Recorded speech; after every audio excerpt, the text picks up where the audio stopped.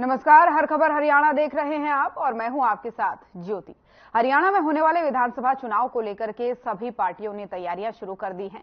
एक तरफ जहां कांग्रेस ने कार्यकर्ता सम्मेलन अभियान शुरू कर दिया है, तो वहीं दूसरी तरफ अगर बात करें तो बीजेपी ने भी चुनाव को लेकर के कमर कस दी है।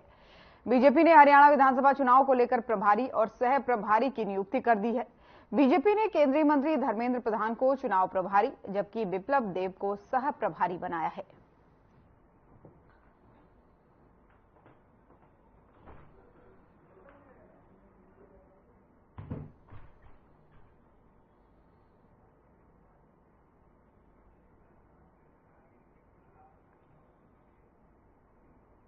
और करनाल से बड़ी खबर सामने आ रही है। नवल हवाई पट्टी पर पहुंचे सीएम सैनी। बीजेपी पदाधिकारियों ने किया जोरदार स्वागत। दिल्ली में होने वाली बैठक में लेंगे हिस्सा। तो ये बड़ी और अहम जानकारी आपको बता रहे हैं, जहां पर करनाल से खबर आ रही है। नवल हवाई पट्टी पहुंचे सीएम नायब सिंह सैनी। बीजेपी पदाधिकारियों ने उनका जोरदार स्वागत किया है और दिल्ली में होने वाली बैठक में हिस्सा लेने के लिए जा रहे हैं। और उससे पहले करनाल में उनका जोरदार स्वागत किया गया है। तो ये बड़ी और अहम जानकारी आपको दे रहे हैं, जहां पर सीएम सैनी जो है वो नवल हवाई पट्टी पहुंचे हैं करनाल में। बीजेपी पदाधिकारियों ने जहां पर उनका जोरदार स्वागत किया है। दिल्ली में होने वाली बैठक में वो हिस्सा लेने वाले हैं और इसी को लेकर के पदाधिकारियों ने उनका जोरदार स्वागत किया।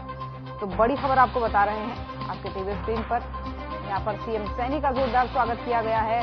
नवल हवाई पट्टी पर वो दिल्ली के लिए रवाना हो रहे थे और दिल्ली में जो बैठक होने वाली है उसमें हिस्सा लेंगे।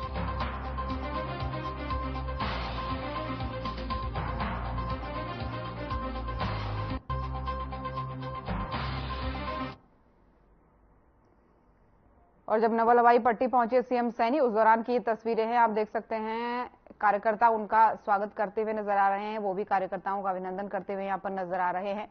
दरअसल दिल्ली के लिए उनको रवाना होना था बैठक के लिए, और उससे पहले जब वो नवल हवाई पट्टी पहुंचे तो उस दौरान कार्यकर्ताओं ने उनका स्वागत किया और वो भी कार्यकर्ताओं का अभिवादन करते हुए यहाँ पर नजर आए। पुष्पगुच्छ देकर के यहाँ पर स्वागत किया गया सीएम नायब सिंह सैनी का।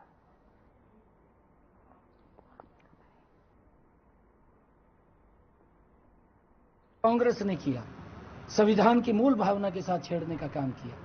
देश के अंदर जब इंदिरा गांधी ने इमरजेंसी लगाई, उस समय के अंदर धारा 39 संविधान के अंदर शामिल की गई।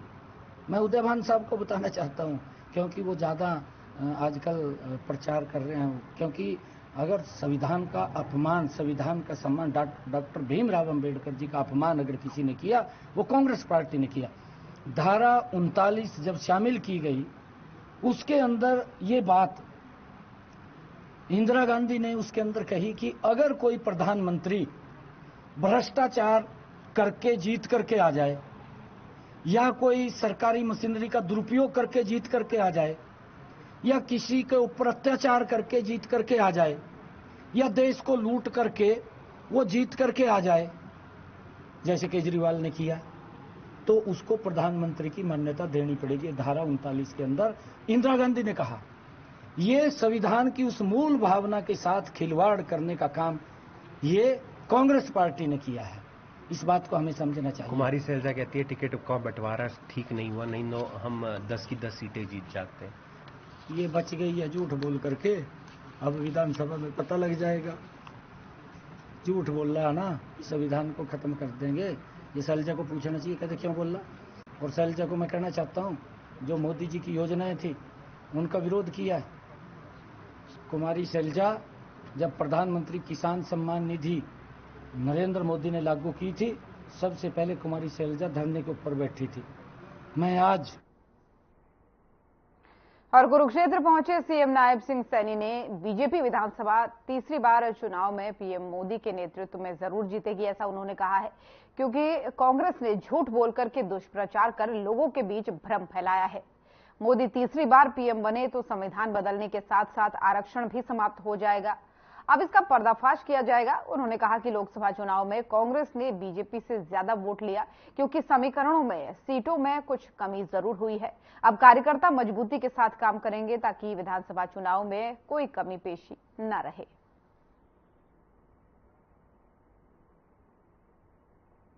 देखिए, क्योंकि भारतीय जनता पार्टी का कार्यकर्ता लगातार चुनावी मोड में रहता है।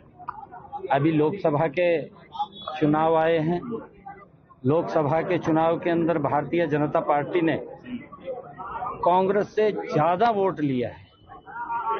कई बार समीकरण बन जाते हैं, समीकरणों के अंदर हमारी सीटें कम हो गई हैं पिछले 2019 के चुनाव की बाबत, परंतु हमारा कार्यकर्ता मजबूती से और कांग्रेस के उस झूठ को जो लगातार वो फैलाने का काम कर रहा है और झूठ बोल करके लोगों के बीच में वो गुमराह की स्थिति पैदा करता है। किस प्रकार का भ्रम फैलाया गया कि अगर मोदी जी तीसरी बार प्रधानमंत्री बनेंगे तो संविधान आरक्षण को खत्म कर देंगे। इस प्रकार का झूठ बोल करके उन्होंने वोट लेने का काम किया, परंतु जो मोदी जी ने पिछले 10 वर्षों में काम किए, हम उन कामों के बल के ऊपर लोगों के बीच में जाकर के उस झूठ का पर्दाफाश करने का काम करेंगे और विधानसभा के चुनाव के अंदर बहुत बड़े मैंडेट से तीसरी बार नरेंद्र मोदी जी के नेतृत्व में हरियाणा में भी भारतीय जनता पार्टी की सरकार है। और अंबाला में मुख्यमंत्री नायब सिंह सैनी ने मुख्यमंत्री तीर्थ यात्रा योजना के अंतर्गत अंबाला जिला से अयोध्या धाम के लिए बस को हरी झंडी दिखाकर रवाना किया। आपको बता दें कि हरियाणा सरकार ने श्रद्धालुओं को निःशुल्क तीर्थ यात्रा करवाने के लिए मुख्यमंत्री तीर्थ यात्रा योजना की शुरुआत की थी। इस योजना के अंतर्गत धार्मिक स्थलों की यात्रा करवाई जा रही है। और आपको ये भी बता दें कि इस योजना का लाभ लेने के लिए आयु 60 साल से अधिक होनी चाहिए और परिवार की आय 1,80,000 रुपये से अधिक नहीं होनी चाहिए। साथ ही आपको ये भी बता दें कि ऐसे श्रद्धालुओं को मुख्यमंत्री तीर्थ यात्रा योजना के पोर्टल पर पंजीकरण करवाना अनिवार्य है और अभी तक जो है अनेक लाभार्थी इस योजना का लाभ उठा चुके हैं।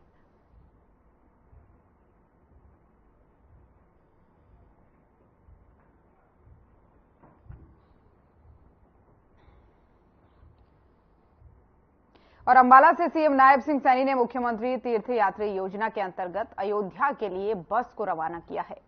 सीएम सैनी ने बस को हरी झंडी दिखाई है, जिसके बाद से आपको ये बता दें कि बस अयोध्या के लिए रवाना हुई और सभी श्रद्धालुओं को भगवान राम के दर्शन करवाए जाएंगे। इस मौके पर सीएम नायब सिंह सैनी ने सभी श्रद्धालुओं को तीर्थ यात्रा की बधाई और शुभकामनाएं दी। साथ ही कहा कि अंबाला जो है मां अंबा की नगरी है, यहां से श्रद्धालु राम मंदिर के दर्शन के लिए जा रहे हैं। ये बहुत ही बड़ी खुशी की बात है। वो उनकी अच्छी यात्रा की कामना करते हैं और इस यात्रा के लिए 42 श्रद्धालुओं का जत्था रवाना किया गया है। श्रद्धालुओं ने भी सरकार की इस पहल को लेकर खुशी जाहिर की है।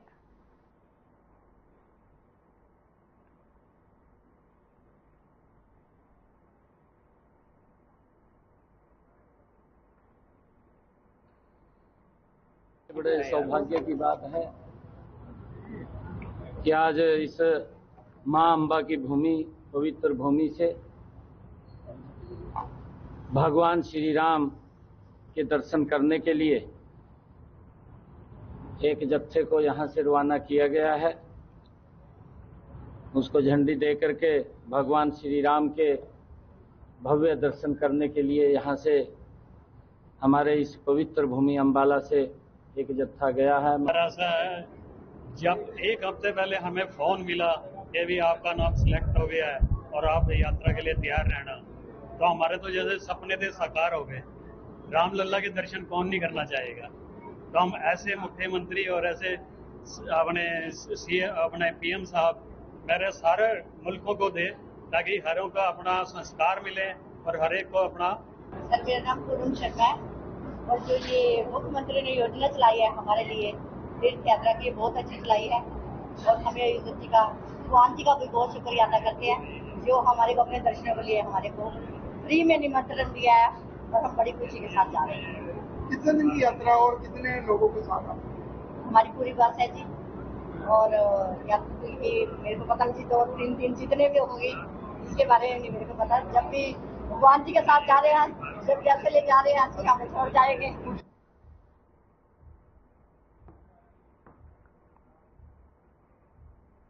और फरीदाबाद से बीजेपी प्रत्याशी कृष्णपाल गुर्जर ने लोकसभा चुनाव में तीसरी बार जीत की हैट्रिक लगाने के बाद से जनता के लिए धन्यवाद समारोह का आयोजन किया है। इस मौके पर कार्यक्रम में हजारों की संख्या में इलाके के लोग पहुंचे और कृष्णपाल गुर्जर से मुलाकात कर उनको जीत की बधाई दी। इस मौके पर आपको बता दें कि कार्यक्रम में पहुंचे बीजेपी के विधायक और नेताओं ने कहा, ये बीजेपी की नीति है जो जनता के बीच में जीतने के बाद भी नेता लगातार बन रहे हैं।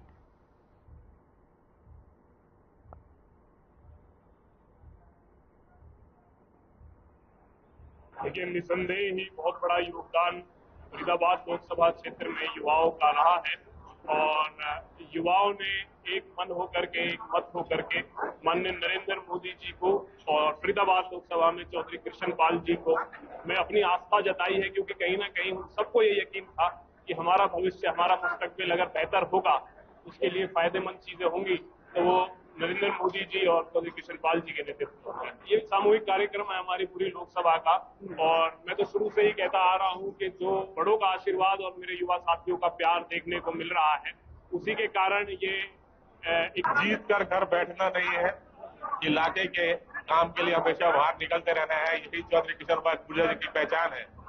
जीत के बाद जो इलाके के वोटर है, इलाके के सपोर्टर है, उन सबका धन्यवाद भी कर रहे हैं और ये काम चौधरी कृष्ण पाल गुर्जर ने बहुत बखूबी से कर रहे हैं। यहाँ देखें आप, हजारों की संख्या में लोग यहाँ पर आए हैं, उनका धन्यवाद किया जा रहा है और उनको भोजन प्रसाद वितरण किया जा रहा है। ये जो हिस्टोरिकल विक्ट्री है, चाहे नरेंद्र मोदी जी की हो, चाहे कृष्णपाल जी की हो, इलाके की जनता ने जो ये लगाव रखा है उसके लिए धन्यवाद तो बनता है और उसी धन्यवाद के लिए ये इलेक्शन बड़ा विचित्र था। अब की बार कोई धर्मवाद का लड़ रहा था, कोई संविधान बचाने के लिए लड़ रहा था, कोई जातिवाद का लड़ रहा था। इतने विकट परिस्थितियों में भी जो हिस्टोरिकल विक्ट्री कृष्णपाल जी ने की है, उसके लिए मैं मुबारकबाद देता हूं और आगे इसको ऐसे ही बनाए रखें। ये दिल से कार्यकर्ताओं ने काम किया, आज दिल से खुशी का इजहार कर रहे हैं। दोनों चीजें पूरी हो गई, सांसद भी बन गए और मंत्री भी बन गए, इसलिए आज दिल से खुशी का इजहार कर रहे हैं। नायब साहब ने बहुत मेहनत की है इस चुनाव में।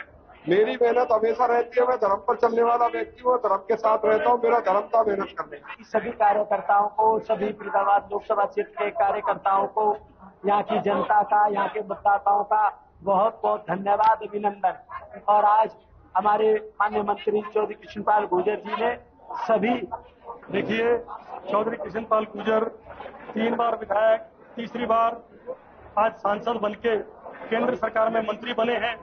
तो माननीय मंत्री जी ने पलवल फरीदाबाद की जो लोकसभा के अंदर जिन लोगों ने मंत्री जी का कर्मठ रूप से साथ दिया, उन सबको एक आग्रह किया कि आज शहर के हर मतदाता को मैं आग्रह करता हूं कि मेरे साथ प्रीति भोज में शामिल होंगे और आप देख रहे हैं उनके बुलावे पर सब लोग आप उनके साथ मौजूद। और अब खबर चंडीगढ़ से है, जहां कांग्रेस सांसद दीपेंद्र हुड्डा का बयान सामने आया है, जिसमें उन्होंने कहा है कि हरियाणा में पहले हर साल करीब 55,000 युवाओं की सेना में पक्की भर्ती होती थी, लेकिन अब केवल 900 अग्निवीर ही लिए जा रहे हैं, जिनमें भी लगभग 225 अग्निवीर पक्के किए जाएंगे और बाकी घर लौट कर आएंगे। और मोदी सरकार ने सेना में ऐसी स्थिति ला दी है।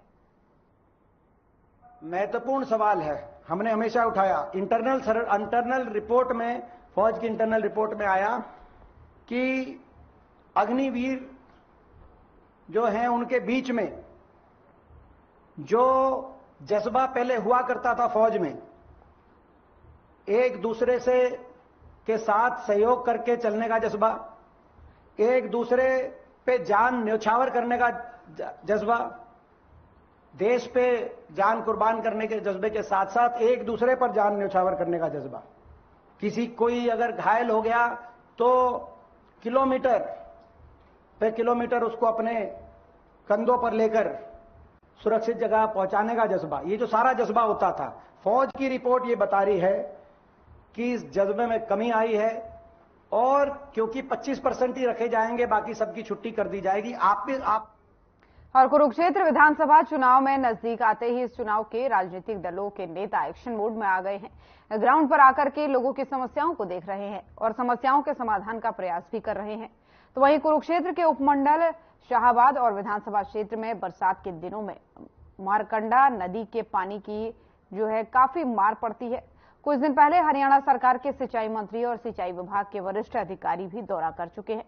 तो वहीं आपको बता दें कि अब पूर्व मंत्री कृष्ण बेदी भी मौके पर पहुंचे और उन्होंने मारकंडा नदी और पुल के नीचे की खुदाई और सफाई के काम खुद देखा।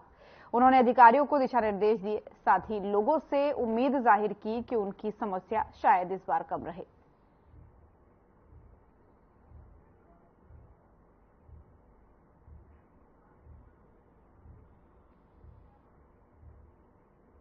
यही समस्या है, कोई यहाँ पे प्रशासन कुछ नहीं, सिर्फ आश्वासन मिलते हैं अभी पिछले जैसे अभी 5 साल से अब यहाँ पे राम कटकाला जी थे, कोई काम नहीं हुआ, एक ईंट भी नहीं लगी मेरे गांव में। और सबसे मतलब जो ये लगा लो सबसे बड़ा गांव है जो कृषि का गांव है हमारा, यहाँ पे तो डिपेंडेबल है सर, इस पे ही है सर सारा। पानी की मार इतनी है, पिछले साल ये लगाओ एक दाना भी खेत में नहीं हुआ जी। मंत्री जी के पास गांव के कुछ मौजूद लोग इकट्ठे होकर गए थे और मंत्री जी ने उसी समय प्रशासन को एकदम अलर्ट किया कि पानी आने का समय हो चुका है और आप लोगों ने अभी तक न ड्रेन के ऊपर काम किया, न मारकंडे के पुल के नीचे की सफाई का कार्य किया। तो तुरंत प्रभाव से कार्य एकदम लगे हैं, जिससे हमें ये थोड़ा सा आश्वासन हो गया कि हाँ पानी की निकासी का रास्ता बन जाएगा, क्योंकि ये एरिया सारा फ्लडेड एरिया है। मारकंडे के पानी का इतना इस एरिया पे प्रभाव रहता है कि पिछली बार हम यहाँ जीरी के एक दाने के लिए तरसे हैं। यहाँ पर गन्ना इतना बेइंतहा बादल फटने से शाहबाद क्षेत्र के अंदर शाहबाद विधानसभा के लगभग 50 से 52 गांव बाढ़ की चपेट में थे, जिसमें सबसे ज्यादा त्रासदी झेलने वाला कोई गांव था वो कठुआ और कंगोर में सबसे ज्यादा नुकसान हुआ, दामली में नुकसान हुआ। उसके बाद पहले मुगल माजरा में और मदनपुर में, मोहनपुर में, डकाड़ा में, टिगरी में, उसके सुरखपुर में, सलपानी में, अजराना में ये भयंकर बाढ़ की चपेट में ये गांव आए शाहबाद विधानसभा क्षेत्र के।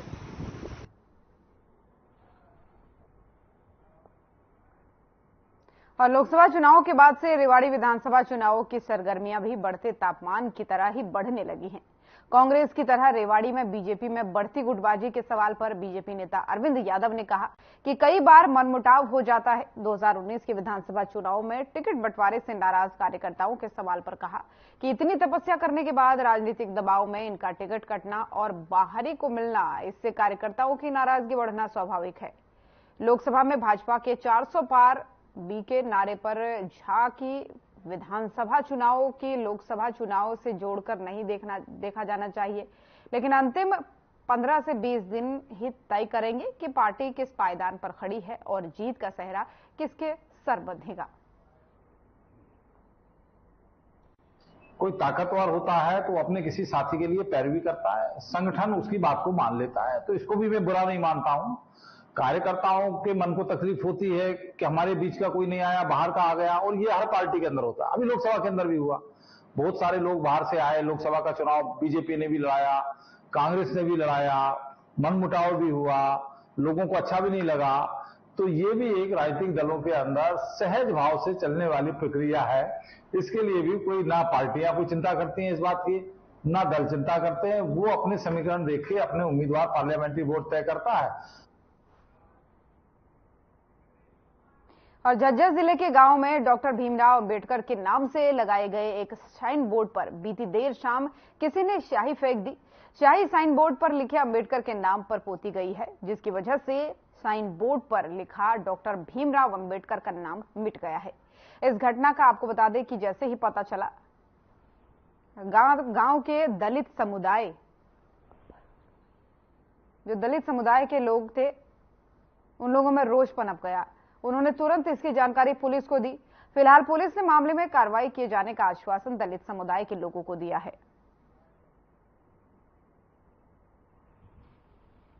ये हमारे साथ अन्याय किया गया। ये अम्बेडकर कॉलोनी थी, अम्बेडकर नगर के नाम से बोर्ड लगाया गया, और गांव का जो सरपंच है, मुखिया है, वो इससे नाराज है, और हमारे गांव की जो मेंबर है कॉलोनी की अमर सिंह है, इनको भी इतराज किया गया। वो यूं कह रहे हैं कि नगर क्यों लिखवाया गया, बस्ती लिखवानी थी, ये लिखवाना था, वो लिखवाना था।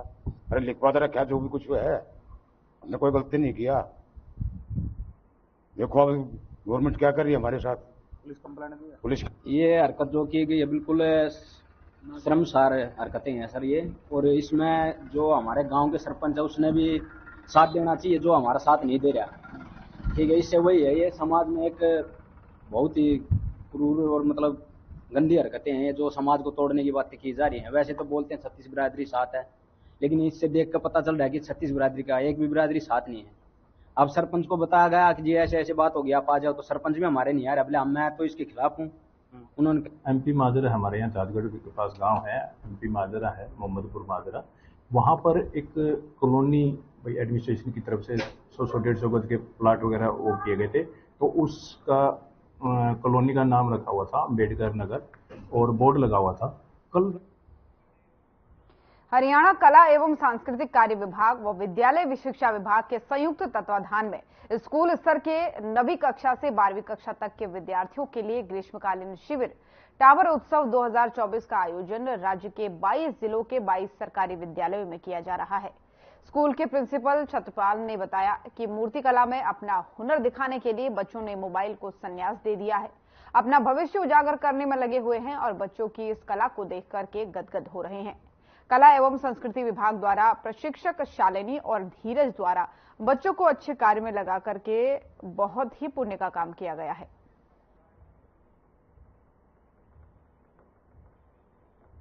सर, इसका हमें बहुत फ़ायदा है और इससे मतलब हम अपने घर पे भी ये चीज़ें सीख सकते हैं, कर सकते हैं। जो ये वाइट कुट्टी आती है, इस पे मतलब इसकी सिल्लियाँ बना के इसके ऊपर क्राफ्ट करना है, मूर्तियाँ बनानी है इसके ऊपर। इससे मतलब हमारी स्किल्स बढ़ रही हैं। जैसे अब हम घर पे खाली बैठे हैं और हमारी अगर ये स्किल हमारी अच्छी है तो हम इसे आगे इम्प्रूव कर सकते हैं और इससे मतलब अपना करियर बना सकते हैं इसमें अपना आगे जाके। बहुत फ़ायदे हैं इसके। कौन सी क्लास में हो? 12th में। 12th में हो? कौन सी स्ट्रीम से कर रहे हो? आर्ट्स।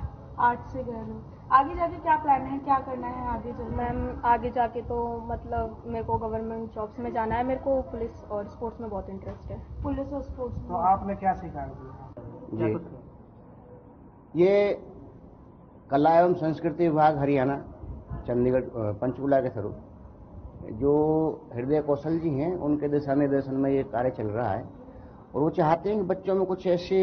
ये कला एवं संस्कृति विभाग द्वारा हरियाणा में ये टावर उत्सव मनाया जा रहा है जो 1 जून से 30 जून तक रहेगा हमारे स्कूल। कितना फायदा इससे बच्चों को पहुंचेगा? कितना फायदा लगता है आपको पहुंच रहा है इससे? मैम इससे बहुत फायदा हो रहा है क्योंकि बच्चों इस चीज में जाते।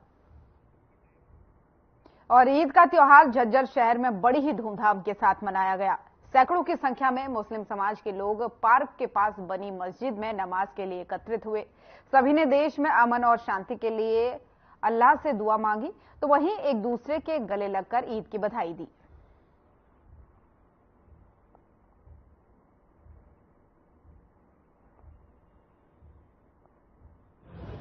जी माशाल्लाह बहुत खुशी का माहौल है। अल्लाह से दुआएं करी हैं लोगों ने। कितनी दूर दराज से लोग, छोटे बड़े जवान, कितनी गर्मी है, पूरा मुल्क कितनी गर्मी। और ईद उल अजहा के अवसर पर पलवल जिले के खंड हथीन में एक साथ 2 समुदायों की ओर से गंगा दशहरा और ईद त्योहार मनाया गया। इस अवसर पर दोनों समुदायों की ओर से काफी भीड़ मौके पर मौजूद रही और दोनों समुदायों की ओर से एक दूसरे को गले मिलकर के मुबारकबाद भी दी गई।